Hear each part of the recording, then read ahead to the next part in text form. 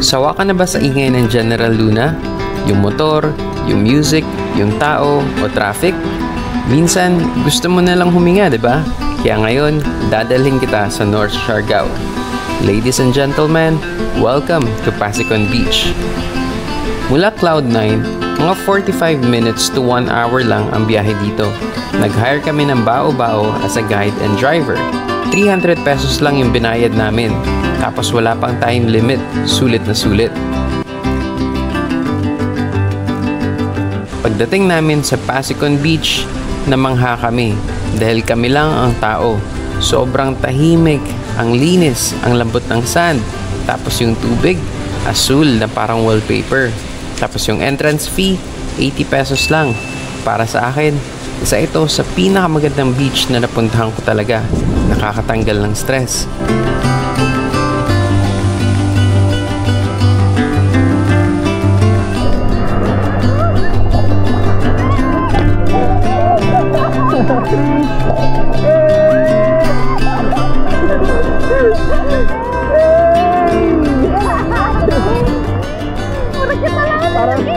Para ito ang pinakamagandang beach.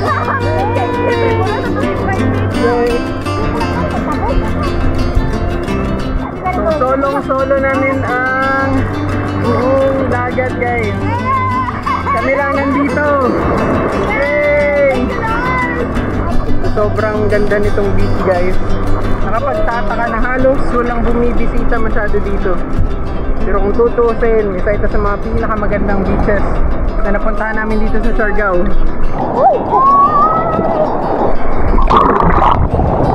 Pero reminder lang ha, medyo malakas ang alon dito, so huwag kang lalayo. As much as possible, dito ka lang sa shoreline para safe.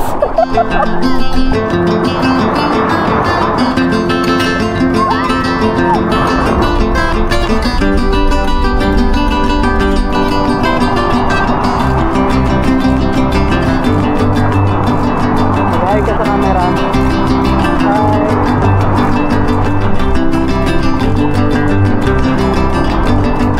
I hope mabigyan ng justice ng camera ko kung gaano kaganda yung lugar na to, guys.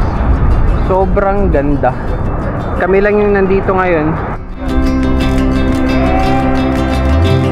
Papunta na kami ngayon ng spring para makapagbanlaw after dito sa dagat. Sobrang ganda. So kung pupunta ka dito, guys, iiwan mo yung sasakyan nyo dun sa taas. Kasi medyo steep na talaga yung daanan dun sa baba. So maglalakad kayo.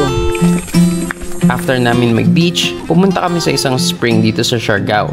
Hindi ko nakuha yung official name, pero sobrang ganda rin. Halos walang tao, sobrang lamig ng tubig, tapos ang linis ng lugar. Perfect pang chill after the beach. Ang lamig! Alright, so sa mga marunong mong lumangoy, dun sila. Kami dito na hindi kami marunong, dito lang kami. Ito yung gagawin namin kasi hindi kami marunong lumangoy. 1, 2, 3. Kukunti lang yung tao na nandito ngayon, guys. Siguro hindi masyado siya sikat. Pero para sa amin na ayaw nang masyado ng maraming tao, this is one of the best springs and areas na mapupuntahan dito, right? Yeah. Hey, ayan. Kasi kung solo mo, halos kukunti lang talaga, halos walang katao-tao talaga dito.